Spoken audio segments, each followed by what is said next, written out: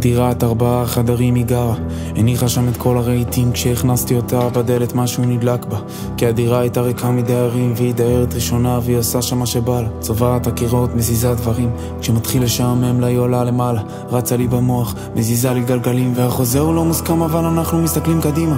הדירה כולה שלי אבל כולה שלה, אם תכבד את התנאים את המקום שהיא נמצאת בו אין סיבה שלא תמשיך לזכור אותה.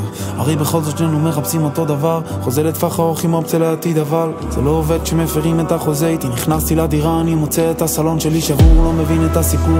נתתי לה הכל, הכל נקי ואין פירור ואין זכר לאיש באף חדר. נתתי לה את הזכות והיא השאירה לי את הנכס כשבר, וראיתי מעבר, היא לא סתם דיירת, היא לא עוד גברת, היא מישהי אחרת. אני בא על הדירה ולא חיפשתי לי קונה, אבל היא הראשונה שפתחתי לה את הדלת ואף פעם לא שכרתי את הדירה לאף אחת. מוצא את עצמי נקשר לזה ופתאום מפוחד, כי מה אם הדירה שלי תחזור להיות ריקה, ומה אם הדיירת תעזור בסערה רע רע ונורא ויותר משחשבתי, כי הדירה שלי ריקה ואני אהבתי.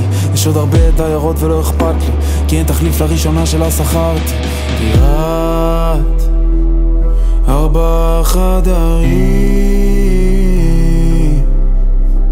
לבד, השארת אותם ריקים. דירת 4 חדרים,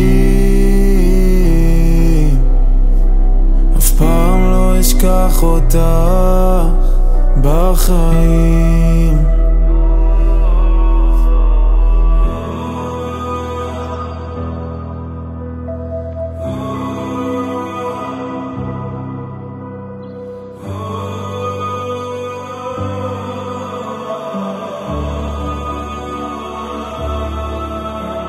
הדירה שלי ריקה ועבר כבר יותר מדי זמן, הפרפרים כמו שבאו איתך עזבו מכאן, אבל הריח של הבוסם עוד נשאר על הקיר, הנוכחות שלה בחדר לא עוזבת אותי. ההסכם שנעשה הוא לא גלוי אבל ידוע, אם נשאיר לזה סיכוי אולי יהיה עוד סוף פרוע, והרוח שוב תקר בדירה שלי, אפילו פרפרים ישובו. אני בטוח שכשיום אחד אפתח את הדלת ואת תחזרי, יהיה מוכן לזכור לך שוב את הדירה שלי, כי לא הזזתי שום דבר, הכל אותם הרהיטים, הבלגן והשברים ההם שרק אתה עשי, ובסופו של יום חוזה או לא חוזה או נעליים. קראת אותי כמו ספר פתוח ובינתיים אני מחפש עוד דרך להחזיר את הדיירת, אחת והיחידה הראשונה שעוד זוכרת. דירת 4 חדרים לבד, השארת אותם ריקים. דירת 4 חדרים, אף פעם לא אשכח אותך בחיים.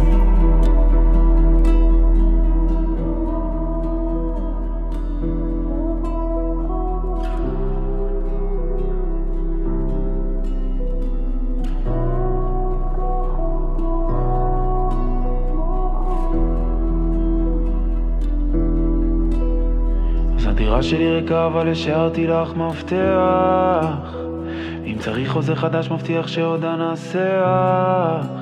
לא לפחד, לא לוותר, כי את יודעת אני ואת זה לנצח.